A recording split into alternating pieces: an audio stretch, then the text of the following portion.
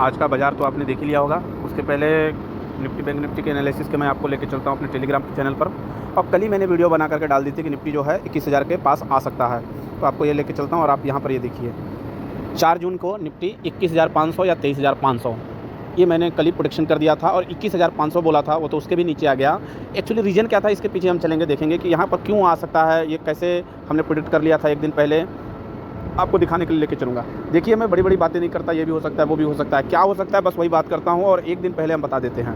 तो ये देखेंगे रीज़न क्या था, और अगर आप आज की वीडियो की जगह कल की वीडियो देखोगे तो भी आपको सेम टू सेम रीज़न मिलेगा, कोई उसमें चेंज नहीं आएगा। ये देखिए रीज़न क्या था कल के लिए। कल मैंने आपको बताया था जब भी इस तरीके की कोई भी कैंडल बुलिंजर बैंड के बाहर बन जाए और रेड बन जाए, कब बन जाए, दो कंडीशन है।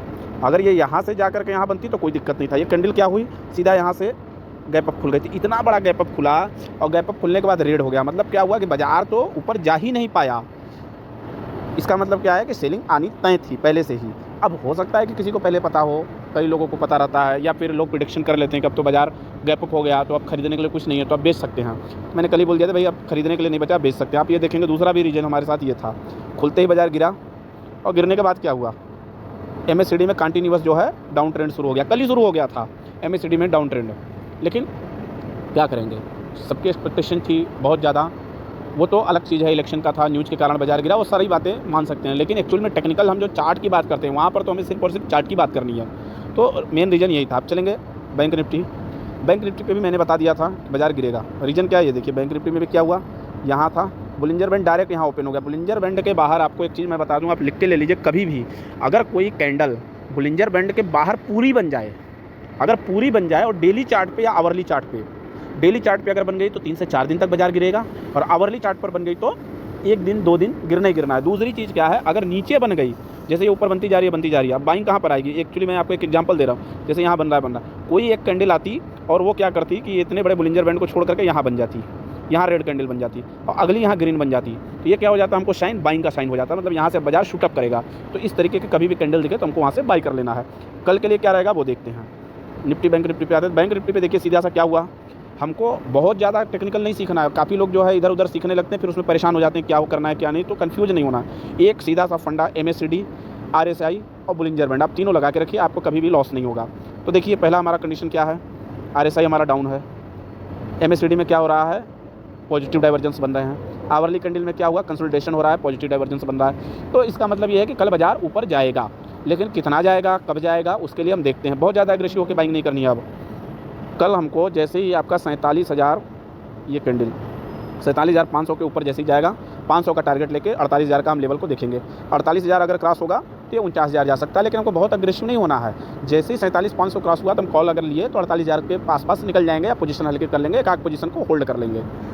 दूसरा चीज़, अगर गिरता है तो क्या करना है, गिरता है तो हमको कब तक नहीं खरीदना है, जब तक ये रेड कैंडल, ये ग्रीन कैंडल के बगल में कोई रेड कैंडल ना बन जाए, क्योंकि जब तक रेड कैंडल नहीं बनेगी तब तक ये वीक नहीं होगा। हो सकता है 2 मिनट के लिए सेलिंग आ जाए और उसी पे नहीं लेना है, कैंडल बनने देना है आपको। जैसे ही बन जाएगी तो लेंगे। कहाँ तक आ सकता है बाजार, फिर तो बाजार में डाउन ट्रेंड में आपको बड़े आराम से, अगर ये गिरेगा तो कल 46,000 तक आ सकता है। 1,000 पॉइंट तो बड़े शौक से मिलेगा आपको बैंक निफ्टी में।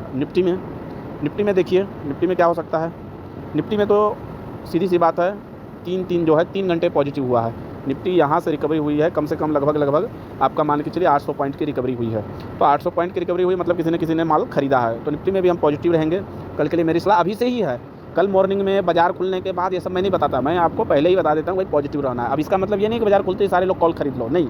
आप बाजार खुलने के बाद उसका लेवल्स देखो, लेवल मिल रहा है तो खरीदना, नहीं मिल रहा है तो नहीं खरीदना है। तो कल के लिए क्या लेवल है, 22,100 का लेवल है। अगर वो मिलेगा तो हम बाई करेंगे 250 के लेवल के लिए। 250 अगर क्रॉस हो जाता है तो हमें कहीं ना कहीं एक पॉजिटिव सिम्टम्स दिख जाएंगे, तो 500 तक। अगर 250 कल क्रॉस होगा तो 500 बड़े आराम से 250 पॉइंट और हमको मिल जाएंगे। ये हमारा बाजार के लिए सिनेरियो रहेगा। अब देखेंगे, आपको मैं अपनी पोजीशन दिखाऊंगा कि मैंने क्या किया, जैसा कि हर बार आपको अपनी पोजीशन दिखाता हूँ। तो हालांकि देखिए बाजार जब खुला था तो मॉर्निंग में ही मुझे भी लग गया था कि बाजार गिरेगा, लेकिन इतना गिरेगा ये मैंने एक्सपेक्टेशन नहीं की थी। बाजार खुलते ही मैंने क्या किया था आपको दिखाता हूँ।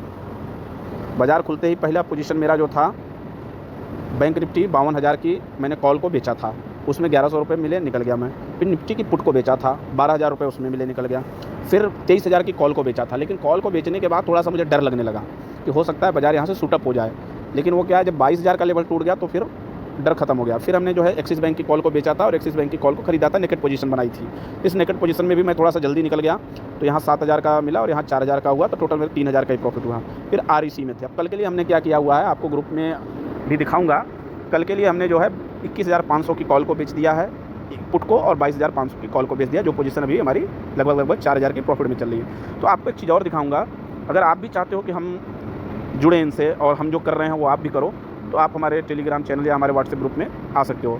तो मैं जो भी करता हूँ यहाँ पर लिख देता हूँ। आप ये देखिए, मैंने जो पोजीशन बनाई है, ऐसा नहीं है कि मैं बताता नहीं हूँ, सबको बताता हूँ मैं। टीम सेल 21,500 की पुट और 22,500 की कॉल फॉर टुमारो ओनली। मैंने ये भी लिख दिया सिर्फ और सिर्फ कल के लिए। रीज़न क्या है इसके पीछे, ये देखिए। रीज़न इसके पीछे ये है कि भाई अगर आप बेचते हो 40,000 रुपये आपको मिलेंगे, और लॉस के चांसेस कम है। 21,000 के नीचे आएगा तब लॉस होगा, 22,900 के ऊपर जाएगा तब लॉस होगा। दोनों साइड आपको 1,000 पॉइंट का मूव है, तो कल तो 1,000 पॉइंट नहीं भागेगा नहीं, ऐसा कोई गारंटी नहीं, लेकिन एक्सपेक्टेशन कम है, तो हम यहाँ पर इसको ले लिए हैं। 72% हमारा प्रॉफिटेबिलिटी का एक्सपेक्टेशन है। इंडिया विक्स की बात करेंगे। देखिए, सबसे बड़ी बात यह है कि आज जिसने पुट लिया है ना, उसको भी बहुत ज़्यादा प्रॉफिट नहीं हुआ है। उसका रीज़न क्या है कि इंडिया विक्स अपना जो है बहुत ज़्यादा भाग गया था। तो जो लेके निकल गया वो तो ठीक है, जो नहीं निकल पाया उसको बहुत दिक्कत। अब देखिए, इंडिया विक्स जो है 3171 था और गिर के 26 हो गया। 36-37%, 40% इंडिया विक्स आज भागा था, और अब ये गिर गया। मतलब ये प्रीमियम कल गिर जाएगी।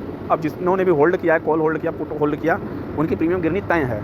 कब तक उनकी प्रीमियम नहीं बढ़ेगी? जब तक बाजार जो है 150-200 पॉइंट के ऊपर जाए या नीचे जाए। अगर वहीं तक रह गया तो उनकी प्रीमियम गिर जाएगी। तो हमें होल्डिंग में ये भी ध्यान देना है। सेलिंग की पोजीशन को होल्ड कर सकते हैं, बाइंग की पोजीशन को मैक्सिमम होल्ड नहीं करना है। अगर आप भी चाहते हो कि आपको भी रोज़ ऐसी कॉल मिल जाए, और कॉल ये कोई टिप्स नहीं है, एक एडवाइस मैं आपको करता हूँ, बाकी आप अपने हिसाब से करिए। क्योंकि ये देखिए, मैं कोई सेबी एडवाइज़र हूँ नहीं, और ये जो बाज़ार है ये कहीं भी जा सकता है। बाज़ार में हम सिर्फ और सिर्फ एक एक्सपेक्टेशन देते हैं कि ऐसा होगा। अब 100% होगा इसकी कोई गारंटी नहीं है, और कोई भी बंदा ऐसा नहीं देता। अगर कोई बोलता भी है तो वो समझ जाइए कि वो इस तरीके का फेक है। क्योंकि अगर किसी को पता रहे कि 100% यही हो जाएगा, तो पोजीशन खुद बना ले, दूसरे को क्यों बताएगा। तो हम आपको सिर्फ और सिर्फ एक गाइड करते हैं कि ऐसा हो सकता है। ठीक है, धन्यवाद।